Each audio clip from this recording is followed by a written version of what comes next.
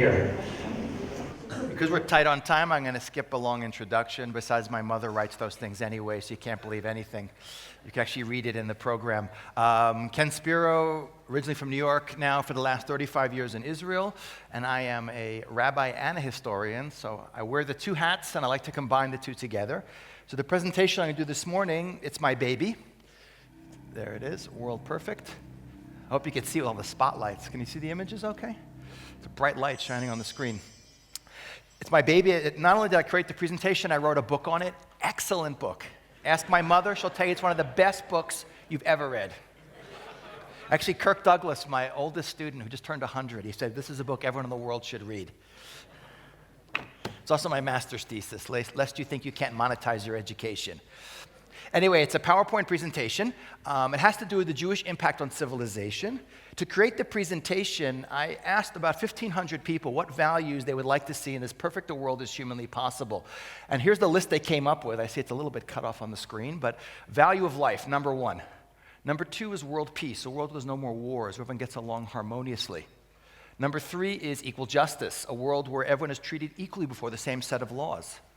Number 4 is education, a world where everyone is functionally literate as a way of achieving their potential and contributing in a meaningful way to the world. 5 is not a value, but an institution that's essential for all values, which is family. And if family doesn't teach values, who's going to do it? And 6 is a huge category. Social responsibility. People taking care of the world. Whether we're talking about crime, poverty, environmental issues, health issues. So here we have our 6 basic values. Oh, this is going to be a bit of a problem, I see. We're missing things on the screen. No way of resizing that? Is there? Okay, you can. Excellent. Okay. What do you think, guys? Looks good? We should have these values in the world? Yeah? Show of hands. Yeah? Look around the room. This might be the only time you ever see a room full of Jews agreeing on anything. And it's not just Jews. Anyone who sees this list has an immediate recognition, intellectually, emotionally. This is the way the world should be. We don't have to think about it. So the question is do we think that way because this is like born and bred and like placed in our brains like software when you buy a computer? Or do we learn these values from somewhere? And if we learn these values from somewhere, what's the source? So we're going to get in a time capsule and go back to the ancient world to see what did they think of these values? Did they share them also? So we can't look at every single civilization that's existed in 6,000 years, so I chose to focus primarily, but not exclusively, on the great foundation cultures of the West. What are the great foundation cultures of Western civilization? When you think of the ancient world, who do we think of? Greece and Rome. Good thing you got the right answers, because I have no other images. But so much of our worldview of art, architecture, philosophy, empirical science, government, engineering, law, came from these great civilizations. Now, even if we don't look at all the civilizations in the ancient world, we don't have to, and obviously many of them contributed. But one thing I noticed when I was doing the research for my book is although culture varies tremendously from place to place in the ancient world, like taste in food, taste in clothing, values in the ancient world more or less the same everywhere. So with that introduction in mind, let's get in our time capsule, travel back to the ancient world, beginning with value of life. Let's see what did they think of these values. But a couple of examples to illustrate how different is the concept of value of life in the ancient world. Anyone know the most common form of population control practiced by virtually every single civilization in antiquity? Infanticide. Killing of newborn babies, universal practice in the ancient world, not just for population, also for sex control, sex selection. Sorry, ladies, but almost all ancient cultures valued boys and considered girls to be disposable. In a place like ancient Greece, unwanted child would be taken by the parents after birth, stuffed in a clay jar and thrown in the garbage, or dropped down a well to drown, or left in a rock in the woods to be eaten by a wild animal or die of exposure. And it was something that was completely normal and acceptable. Here's a Roman writing to his wife 2,000 years ago. He says, "Know that I am still in Alexandria, and I ask and beg of you to take good care of our baby son. As soon as I receive payment, I will send it up to you. If you deliver of a child, if it is a boy, keep it. If it is a girl, discard it." Now, one of the few things that does shock us today, because we're very desensitized because of the internet and television, but you hear about the killing or injuring of a child or a baby. In the ancient world, it was as normal as talking about the weather. That's how acceptable it was. Another shocking example of the different attitude towards value of life is killing people for religious reasons, human sacrifice. Again, practiced by virtually all ancient civilizations, although to very varying degrees, meaning some cultures did it rarely, other cultures did it daily. Some cultures sacrificed prisoners or slaves. When the Emperor of China died thousands of years ago, they would behead hundreds of prisoners at his funeral. You guys heard of Genghis Khan? Great Mongol conqueror of Asia? Now it got really dark. When he died, he was buried with 40 virgins and 40 horses. Shows you what kind of guy he was. But many cultures consider it a great honor to offer up themselves or their own children. This is an Inca girl from what is today Peru, from the Andes, killed about 500 years ago. She's not a prisoner or a slave. She was given by her parents, drugged, strangled, and then buried at the top of the mountain as an offering. But the worst example I could think of killing people for religious reasons, anyone here been to Mexico? I know it's not a popular tourist destination for South Africans, but Mexico City of today, the center of it is a dried up lake, which had the island capital Tenochtitlan. In the center of that island capital city was a huge pyramid of the sun, 150 feet high. The Aztecs went to war primarily to capture people alive, to drag them back to this pyramid, to schlep them up to the top, to rip out their hearts while they were still beating. And they did this to up to 1,000 people a week, believing if the blood stopped flowing, the world would cease to exist. It's human sacrifice on a scale that's mind-blowing. But the worst example I could think of the different attitude towards value of life is killing people for entertainment. You know, today we have blood sport like boxing and MMA, but we don't kill people. In the ancient world, many cultures did it. You know the Aztecs we just saw? They had a version of soccer where at the end of the game, the entire winning team was sacrificed to the gods. The winning team. Didn't pay to make it to the playoffs in Aztec sports. But what's the worst example of blood sport we could think of? When you think of blood sport, who do we think of? The Romans. In over 200 locations throughout the Roman Empire, the Romans built these massive circular arenas. The most famous of all of them is this one. Who's seen it in real life? Right, this is what's left of it, the Colosseum. That's what it looks like today. It's massive. Here's what it used to look like. It was completed 2,000 years ago. It seated 50,000 people. The roof could go off and on it like an astrodome. The entire center of the arena could be mechanically lowered and filled with water in less than 15 minutes so boats could sail in it. They could raise up to 1,000 people through the floor at once through elevators. Unbelievable. What was it used for? By the way, always free. Free entrance, free meat, free wine. Can you imagine that? A football game with free beer? Scary thought. 50,000 men, women, and children would come watch. The first act was the Romans brought thousands of exotic animals from all over the empire and watched them rip each other to shreds. Lions and tigers and bears. Sometimes up to 1,000 animals in a morning. Animal rights people would have gone nuts, but they would have been act number 2. But the main sporting event of the Colosseum was, of course, gladiators. Prisoners or slaves who fought to the death in front of thousands of screaming fans. And they didn't just use men. They used women, children, blind people, dwarves, anything for the sake of entertainment. The most sophisticated civilization in the ancient world, also the most brutal. So we see this value, which is so basic to us, value of life, is absent from even the most sophisticated, culturally advanced civilizations of the ancient world. Let's go to value number 2, peace. Now today, everyone wants peace. You know, when I was a little kid, it was during the Vietnam War, and people who were against the war used to wear these buttons that said, "War is not healthy for children and other living things." It's pretty clear war isn't healthy for anyone. How much money does the world spend on weapons and defense budgets and armors? Any idea?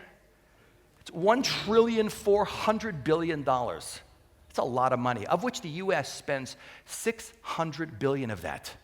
Whenever I speak in Canada, I say, well, Canadians, what do you learn from that? Don't declare war on America. Their army is great, like all 10 soldiers, unbelievable. Anyway, but what could you do with $1.4 trillion? How much food, medicine, education, housing could you supply the world? We just figured out war is destructive. They didn't know it in the ancient world? Of course they did.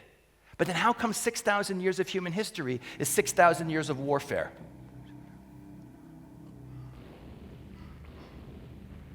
So why is there so much war? You know what war stands for? We are right. But if you ask the experts, the sociologists, the historians, they'll tell you, number one reason is greed, taking what's not yours by force. Number 2 reason, you guys get it because you live in Africa. What's the law of the jungle? Strong survive, the weaker lunch. The lion's on top of the food chain because he eats everyone and no one eats him. He doesn't say to like the gazelle in Africa, you had a rough day, rest by the waterhole, I'll go chase a zebra. He said, if I catch you, you're lunch. That's how animals behaved. That's how empires behaved. Rome never respected any borders. The only people they didn't conquer were the people they couldn't conquer. And of course, number 3 reason is, who's glorified in the ancient world? Where's the world's first heroic literature in the West? It's on the screen. Remember the Iliad? The Trojan horse? It's one giant battle scene with occasional breaks for long speeches. The hero is the warrior, the guy who kills the most and greatest opponents, gets the honor, the glory, and the power when he's alive, becomes a legend after he's dead. This is the thing for guys to do everywhere in the ancient world. I say guys specifically because if women ran the world, it'd be a totally different place. A woman comedian once said, when a woman gets depressed, she eats, she shops. When a man gets depressed, he invades another country.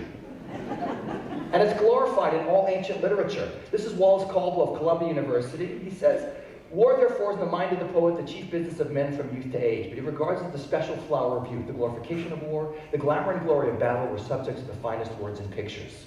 But to be fair, the Romans had a period of 200 years called Pax Romana. What's Pax in Latin? Peace. 200 years. The Romans never had 2 years of peace. So what was the Roman idea of peace? We conquer the world, we have peace. Today we call that aggressive, expansionist, colonialist behavior. Back then they called it peace. I personally believe you could beam yourself back to the Roman Senate 2,000 years ago and say, hey guys, you know what peace is going to be in the 21st century? Like mighty superpowers like America don't gobble up Mexico and Canada because they could easily do it. When they heard that, they would have needed Prozac. That's how depressed they would have been. Because these guys lived for war. And peace was essential in the ancient world, the break you took between wars to rearm and fight again. Otherwise it's absent. Another value, gone.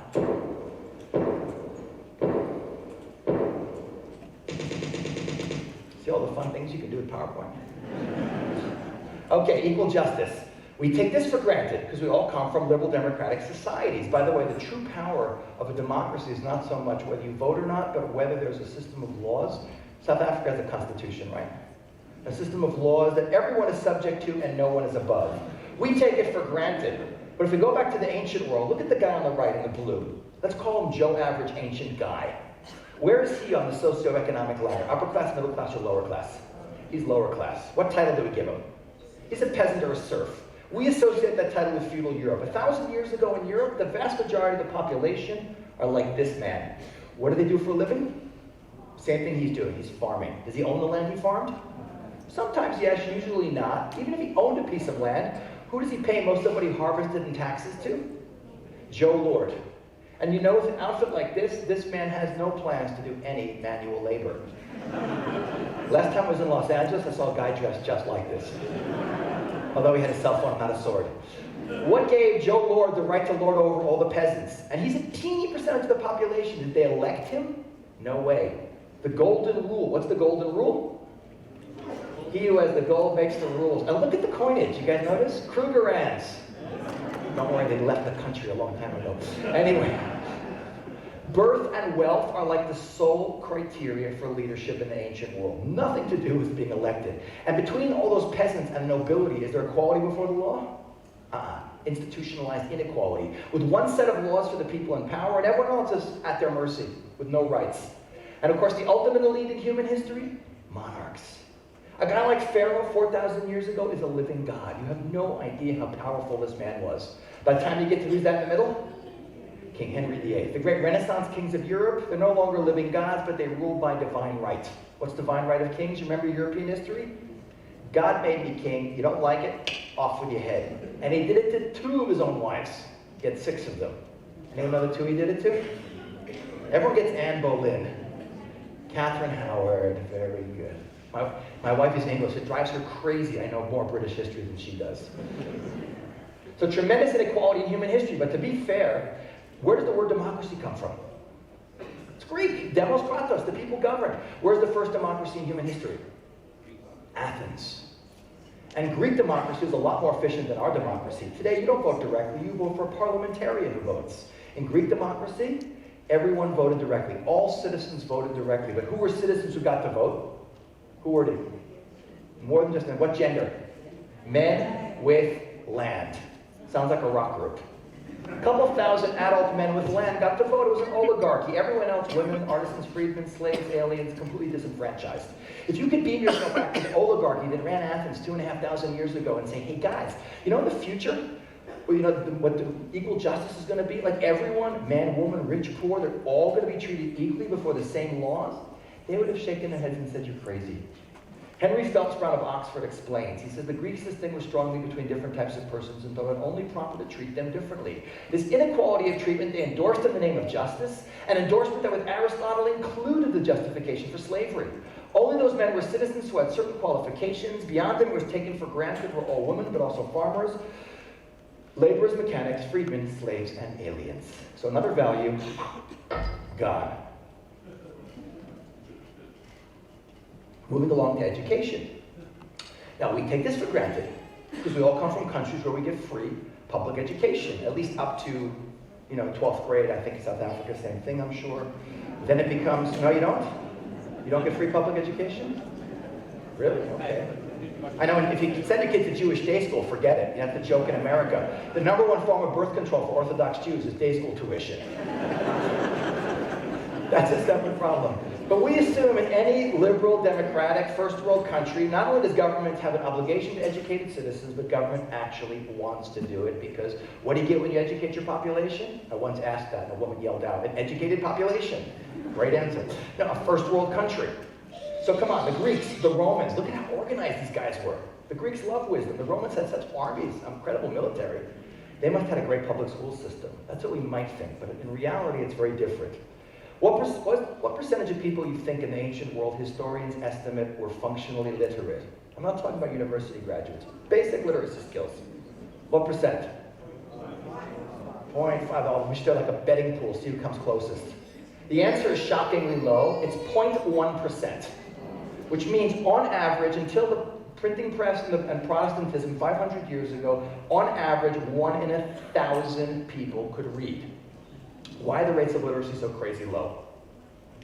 So whenever I ask, almost everyone jumps on the power and control thing, but the first reason is actually more basic than that. If you come from a first world country, you guys, living pretty good over here, you have a house, not a shack, a shed, a hut, running water, indoor plumbing, electricity, a kitchen full of food that you don't eat all of it because you're worried about being fat. You guys have any idea what a luxury it is in human history to worry about weighing too much? And you got like weekends, vacation, health plan, retirement benefits. You got your teeth in your mouth past the age of 30. You live to see your own grandchildren. You have a standard of living that exceeds almost everyone living in the ancient world, and a lot of people living in the world today. What was the daily goal of the average ancient peasant thousands of years ago, before modern medicine and science and technology?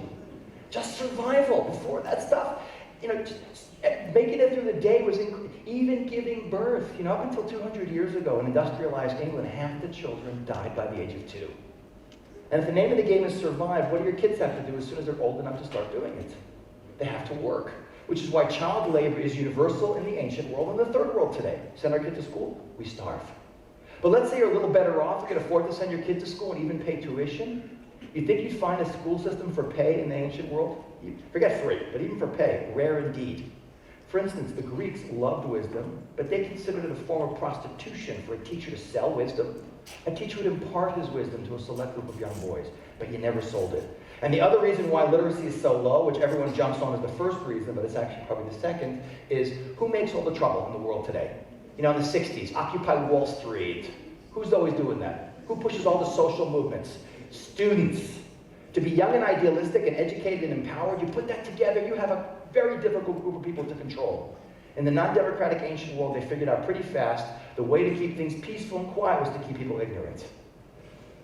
William V. Harris of Harvard explains, he says, the written culture of antiquities remained restricted to a privileged minority. It should be obvious in Greece, and to an even greater extent in the Roman Empire, the illiteracy of the masses contributed to the stability of political order. The disturbances caused by the spread of literacy, on the other hand, have been numerous and varied. The Greeks and Romans would have become very different people if per impossible they'd achieved mass literacy. So whether because of just having to survive or deliberate government policy, and usually it was a combination of both, virtually no one in the ancient world could read. So another value, God. That's my graphic artist cameo appearance, by the way. Okay. Next one, family. Now family, we said, is not a value, it's an institution essential for all values. If family falls apart, society collapses. Every single culture has a family structure. We're not going to look at family, we're going to look at a subcategory. This is a topic they never teach in school, but we can't overlook it because it had such huge impact, not just on families, but on whole civilizations. And that's the impact of sexuality and modesty on the stability of family in the ancient world. Now, again, I didn't grow up in South Africa. South Africa, you guys didn't have television until like the mid-70s, right? Like this Calvinist thing going on here, whatever. Israel had the same thing. Very strict until like the 60s, 10 years before. But I grew up in America. When I was a little kid, and America is still, despite what you think of Hollywood and New York, a very traditional, conservative, religious place. And I remember when I was a little kid, they used to actually have advertisements on television where you actually saw the product. Today, sometimes the product doesn't appear. You're focusing on the woman because this is what sells. We are so desensitized to this, you cannot get people to blush anymore. But compared to the ancient world, we're living in a G-rated Bambi movie. You guys in South Africa, G, like general audience, that kind of stuff? Or is it U? Okay, parental, in America it's general audience, parental guidance, R, that kind of stuff. I personally postulated the Greeks, Romans, or the ancient world had anything like the exposure we have today, their societies would have collapsed much faster because they were just so much more open to everything than we are today. A couple of examples to illustrate. Here's some Greek and Roman artwork. I could have easily used Chinese, Japanese, or Indian, by the way.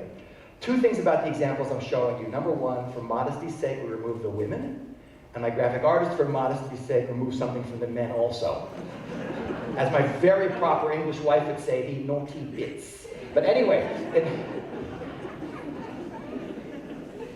in ancient Greece, Rome, and China, they not only had no problem with full frontal nudity, but with the most graphic pornography on the walls of your living room and in your best dinnerware. When you got to the bottom of your cornflakes bowl in ancient Greece, you didn't find Winnie the Pooh. You saw something much more interesting. And you notice that there's a huge amount of nudity, and everyone is ripped, buff. You ever saw a fat Greek statue? Why? And take the guy on the left, Olympics. Where did they begin the Olympics? Greece. Over 2,000 years ago, pseudo-military sporting events where lovely young boys ran, wrestled, and threw spears and discus. This was all done in the nude. Good thing they had no advertising because there was no place for the Nike signs. No tracksuits. And it wasn't because they couldn't afford sportswear. They didn't want to wear it because the Greeks considered the human form to be the ultimate expression of beauty and perfection, and you wanted to show it all off. The standards of modesty are shockingly different. What's the most open country in Europe today? Holland. The Netherlands, pot has been legal there forever. Prostitution is a legal profession that is unionized and has health benefits. But even in Amsterdam, you need a public toilet. You go into the men's room or the women's room and into a stall. What a public toilet was in ancient Greece? It was a public toilet. Like, imagine right outside the convention center, benches on the street with people just doing their business as you're driving by and parking. In the area of sexuality, the contrast is even more extreme. Now, when I was growing up in America, you never even said that word. The first TV show where a married couple was in the same bed together, reading a newspaper in pajamas, was the Brady Bunch, and that was, oh my God, that is so risque. Today, forget it. You show everything. And you never talk about alternative lifestyles and LGBT community. No, it was completely taboo.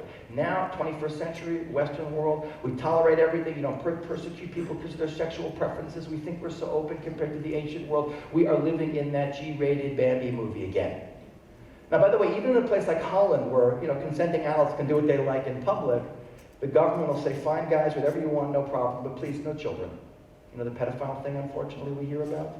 Not so in the ancient world. In a place like ancient Greece, a sexual and educational relationship between a well-educated, upper-class Greek man and a pre-adolescent, like a 30-year-old guy with a 9-year-old boy, was considered the highest form of love and an absolutely vital part of a child's education. I think today if someone did that to our kids, we would react a little bit differently. Look at this character in Plato's Symposium. You guys heard of Plato, right? Not the stuff you played with in preschool, the other thing. Did it have Plato in South Africa? Just checking. Okay, I for my part am at a loss to say what a greater blessing a man can have in earliest youth than an honorable lover. If we could somehow contrive to have a city or an army composed of lovers and their favorites, they could not be better citizens of their country. No man is such a craven that love's own influence cannot inspire him with valor that makes him equal to the bravest born. What's interesting about this quote is Plato saying that it builds character. It toughens you up, which is not the image that people necessarily have today. But in the ancient world, in many cultures, real men chased boys. Wimps wasted their time on women. This is true of Japanese samurai culture, and this is true of the most militaristic of all the Greek city-states, Sparta, which had whole army units of older men who fought with their younger boyfriends. Now, this is probably not something you learned when you were learning about Greek and Roman history. Not surprised they don't teach it, but we can't overlook it. But what's the impact of this? How did this impact things like birth rates or the treatment of women? What did the Greeks think of women? Look at the Greek poet Paradis. Marriage brings a man only 2 happy days: the day he takes his bride to bed and the day he lays her in her grave. Not one of the early feminist writers. Look at the Greek poet Propertius. May all my enemies fall in love with women and all my friends with boys. You look at ancient Greece, it's a shocking dichotomy. On one hand, one of the most progressive, free-thinking societies in the ancient world. On the other hand, one of the most misogynist, women-hating cultures of all time. By the way, the Romans always made fun of the Greeks for being way too out of control. They ended up worse. What do you think happened to the birth rates of these places, these great empires? Drop is way too nice a word. Collapse is more accurate. Greek men were way too busy chasing anything but their wives to make any babies. Rome, already during the reign of Augustus Caesar, had to pass laws trying to force men to marry and have a minimum number of children. You can't force people to have kids. It's got to be a value in society. Rome built this tremendous empire because Roman citizens fought and died in the Roman legion. When the Roman Empire collapsed in the 5th century, they literally had no one left to fight in their army. They had to outsource their security needs to Germanic mercenaries. You can't defend an empire with mercenaries. Some of the greatest civilizations in the ancient world literally rotted from within way before they were finally overrun from without, and to a very significant extent, it had to do with the collapse of family. So another value, God. Last but not least of our 6 values is social responsibility. And this one is really quick to do because there basically wasn't any in the ancient world. Now seriously, any modern Western country today has social welfare infrastructure. If you're hungry, if you're homeless, government will help. You know, almost all of that appeared in the last 200 years. 2,000 years ago in Rome, which was probably the largest city on the planet Earth, if you were hungry and homeless and didn't have family to help, tough, die. The government would do nothing for you. And today we have this beautiful idea of, international social responsibility. When there's a disaster, every country sends in relief workers and field hospitals and Doctors Without Borders and, United Nations peacekeeping forces and the World Bank. You think any of that in the ancient world? Can you imagine asking Rome for a peacekeeping force? It's a very scary thought. What were leaders in the non-democratic ancient world interested in? It was one word, it began with the letter P, and it was not the word peace. Power. Absolutely. Remember Genghis Khan, our good friend we saw before? Look at his vision. He's one of the great conquerors of all time. Look at his vision of what is meaningful in this world. The greatest happiness is to vanquish your enemies, to chase them before you, to rob them of their wealth, to see those dear to them bathed in tears, to clasp to your bosom their wives and daughters. A true humanitarian visionary. This value, completely gone. So what are we left with? A very different vision of the ancient world than maybe we got growing up in elementary school, primary school, as you guys would call it. And please, don't get me wrong, anyone. I'm not saying everyone in the ancient world is evil. Not true. The vast, vast, vast majority of people living throughout human history are just trying to do what? Survive. They're not hurting anyone. And don't get me wrong, I'm not saying good things ideas and technology didn't come out of the ancient world. Absolutely they did. But what is true is this beautiful vision of values that the whole world today wants is not a byproduct of even the greatest classical civilizations that we all respect so much. So we're left with this huge question, where do we get the values from? There's a British historian by the name of Paul Johnson. In 1987, he wrote a book called The History of the Jews, which I was recommending for years until I wrote a better one. Crash course in Jewish history. Ask my mother, she will absolutely agree. No, seriously. But in the end of this book, he does such a beautiful job of answering this question. In the epilogue, I wanted to share it with you. He says, one way of summing up 4,000 years of Jewish history is to ask ourselves, what would have happened to the human race if Abraham had not been a man of great sagacity, that's a great word, to be sage-like, wise, or clever, or if he had stayed or had kept his higher notions to himself and no specific Jewish people would have come into being. Certainly the world without the Jews would have been a radically different place. Humanity might eventually have stumbled upon all the Jewish insights, but we cannot be sure. All the great conceptual discoveries of the human intellect seem obvious and inescapable once they have been revealed, but it requires a special genius to formulate them for the first time. The Jews had this gift. Pay special attention to what he says now, keeping in mind the list that I got from my audience years ago when I was creating this presentation.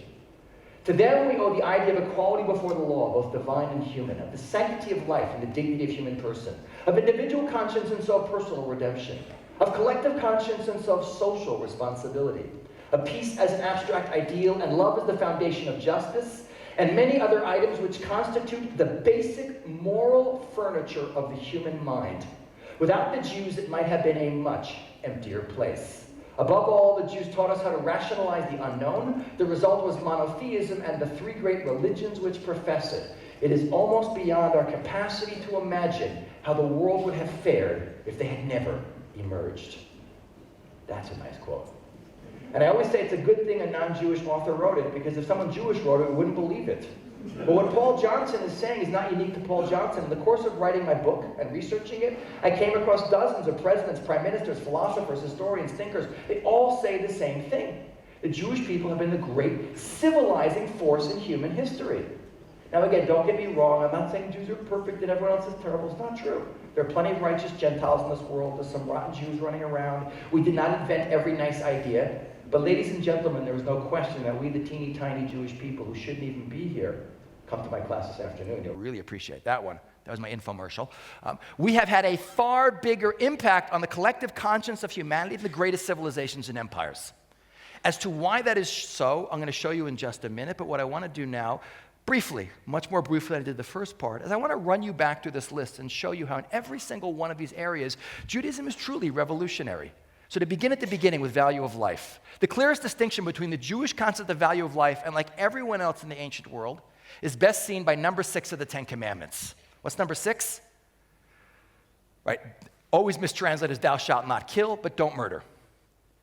I'll explain the difference in a minute. But Judaism taught the world that human life has intrinsic value. You don't kill babies. God forbid you kill people for entertainment. God doesn't need human blood. Why, by the way, is it lo tirtzach, don't murder, and not lo taharog, don't kill? Yeah, because we're not pacifists. There's evil in this world that sometimes you have to destroy. There's a death penalty in Jewish law. Sometimes you go to war. But because we value life so much, it's extremely difficult in Jewish law for a court to actually sentence someone to death. And he's supposed to violate virtually all the commandments of the Torah to save another human being's life, which is most beautifully stated by this quote from the Talmud. Who's seen Schindler's List? The movie. Remember the scene at the end? The Jews who are saved by Oskar Schindler make him a ring? A gold ring. They pull out a guy's tooth and they give it to him to thank him for saving their lives. This is the inscription on the inside. He who saves one life, it's if he saves an entire universe. Wow. Keep in mind the rabbis are saying this at the same time as the Romans are killing thousands of people for entertainment. Revolutionary. Moving along to number 2, world peace. So we Jews are definitely history's most peace-obsessed people. How do you say peace in Hebrew? How do you say hello in Hebrew? Shalom. So basic is peace to our worldview, it's how you greet your fellow human being. You know the word shalom appears 240 times in Tanakh in the Hebrew Bible? That's a lot for one word. And it's obsessed on by all the great Jewish thinkers throughout history. But by the way, the best proof of the Jewish obsession with peace doesn't come from the Torah. What is the world body today supposedly dedicated to bringing peace to the world when it's not condemning Israel? Oh, I had to say that, I'm sorry. Yeah, the UN. In Israel, we call it the useless nations. We're not big fans of the UN, but that's a separate topic. But in theory, it's a great idea. In theory, it's great. And if you go outside UN General Assembly headquarters in Manhattan, there's a wall called the Isaiah Wall with this famous quote from the Jewish prophet Isaiah about beating swords into plowshares and spears into pruning hooks. Why, of all quotes about peace, is this the motto of the UN? Because the founders of the League of Nations that became the United Nations know that the people who first introduced the idea of peace as the ideal state for the human race are the Jews. Moving along to equal justice. What's the word for justice in Hebrew? There's a bunch of different words, but I'm looking for a word that begins with a tzadi. Tzedek. What's the word for charity in Hebrew? Tzedakah. The root of the word charity is the word justice. By the way, the word tzedek appears 120 times in Tanakh. Shalom 240, tzedek 120. Maybe it's exactly half. Maybe it's a connection. Maybe you need twice as much justice to get a little peace. I have no idea. But with the obsession in this word comes another transformative concept out of Jewish law that has completely changed the world's idea of equality before the law. If we look in Leviticus 19:15, and by the way, if you ever want to show any liberal democratic person where they get their list of values from, it's Leviticus chapter 19. It is the greatest hits of progressive liberal politics, the basic values of Western civilization. So in Leviticus 19, it says, you shall do no unrighteousness in judgment. You shall not respect the person of the poor, nor honor the person of the mighty. But in righteousness you shall judge your neighbor. Simple English, no favoritism either way. Today that's like, of course, duh, no-brainer. Trust me, in the ancient world it was not a no-brainer. The reason we don't appreciate this point is we don't have these all-powerful kings who can cut off our heads and are living gods. Come on, today, guys, we think of a monarch, a reigning monarch in the world today. Who do we think of? Elizabeth II, longest reigning monarch. Come on, this is a monarch? She pays taxes. She has like no political power. And she gets like no nachas from her kids.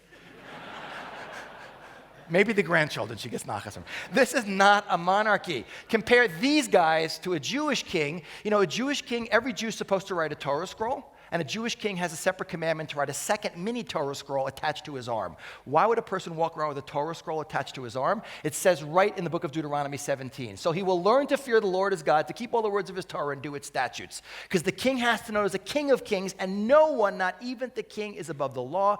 This is huge. Transformative idea. And by the way, biblical government of Israel was not a pure monarchy. It wasn't a theocracy either with like a bunch of priests running the show. It was a mixed system, checks, balances, division of power, separation, very sophisticated. In biblical Israel, the chief political leader is the king. The chief religious leader is the high priest, the Kohen Gadol. Where did the judicial legislative power rest in biblical Israel? In the Sanhedrin, 71 judges. These guys adjudicated and legislated, tremendous power. Anywhere else in the world to be that powerful? The golden rule, remember birth and wealth? You know, who has the gold makes the rules. What did you have to sit on the Sanhedrin? It's interesting, very interesting. Number one, you had to be married with kids. Like, why? Because the Sanhedrin as a high court could pass a death sentence. Being a parent teaches you mercy. Come on, the fact that we allowed our teenagers to survive, you know? Remember what... You know what Roseanne Barr once said? Now that I have teenagers, I realize why some mammals eat their young. Then you had to have encyclopedic knowledge of everything, not on your smartphone, in your head, and unquestioning integrity. Straight as an arrow. Come on, guys, today. Political integrity, is that an oxymoron or is that an oxymoron? You know, two words that don't go together, like jumbo shrimp. Military intelligence. French military victories. My British wife says, American culture.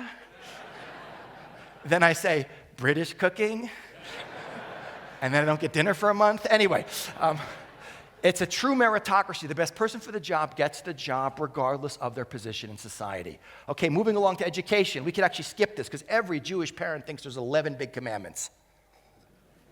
What's number 11? Thou shalt go to college. And if you look in Tractate Higher Education of the Talmud, it says preferably the Ivy Leagues, you know, like Harvard, Yale, Princeton, with full scholarship up through PhD. That in Judaism is called chidur mitzvah, glorifying the commandment. Remember that joke about the theological debate? When is the fetus viable? When can it live outside the mother's womb? And the Jewish mother answers, when it graduates from medical or law school. But we are educationally obsessed people. We have a unique status, which very few people appreciate. Jews are history's only literate nation. Not the only nation that liked wisdom. Many nations loved wisdom. Jewish people are the only people to consistently have high levels of literacy in a world where there was remarkable illiteracy.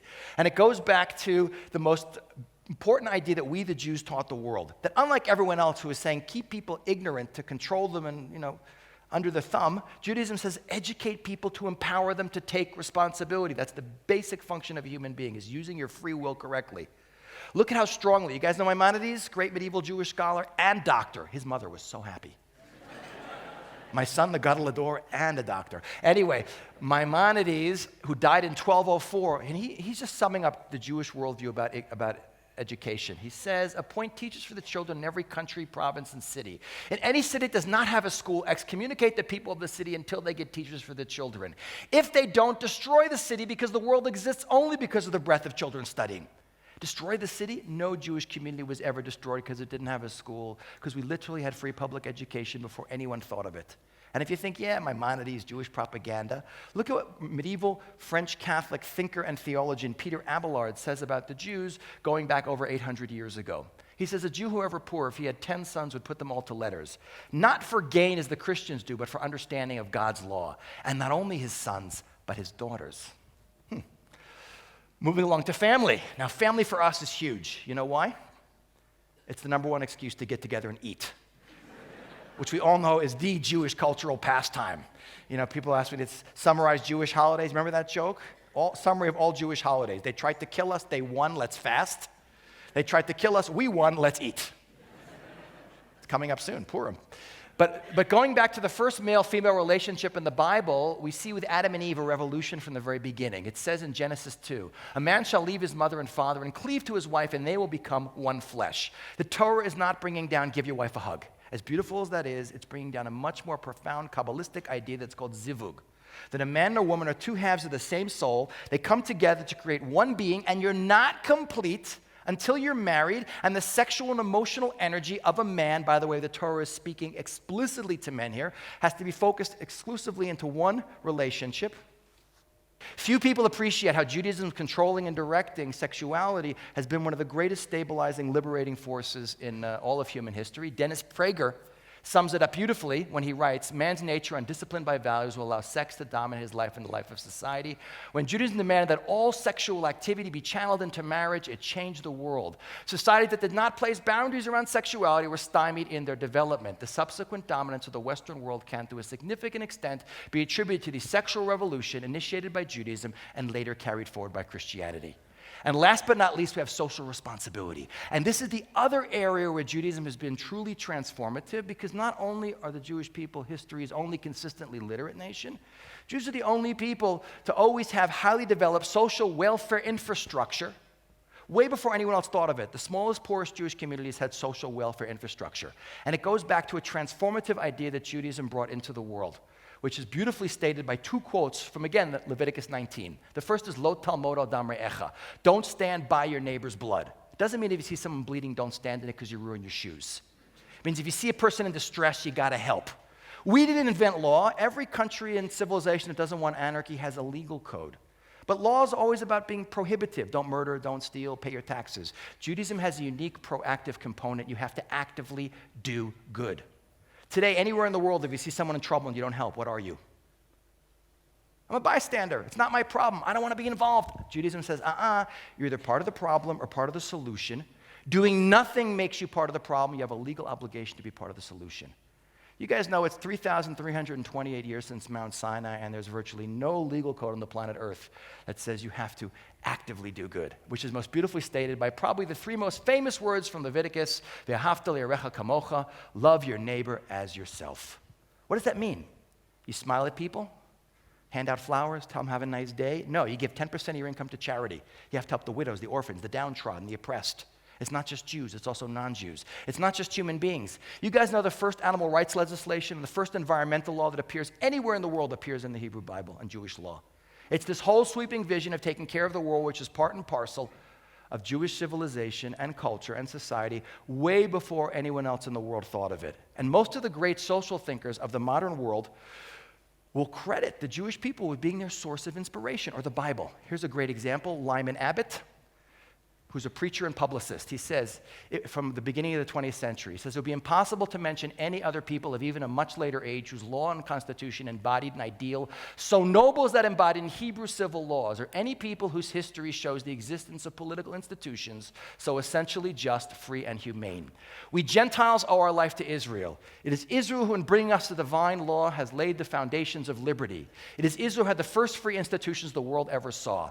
When sometimes our own unchristian prejudices flame out against the Jewish people, let us remember that all that we have and all that we are, we owe under God to what Judaism has given us. So put it all together, guys, we have this amazing fact that we, the teeny tiny Jewish people, have had this transformative impact on the world. But we have to touch on one more idea before we finish, because it's the idea from which we get all of this and without which we have none of it.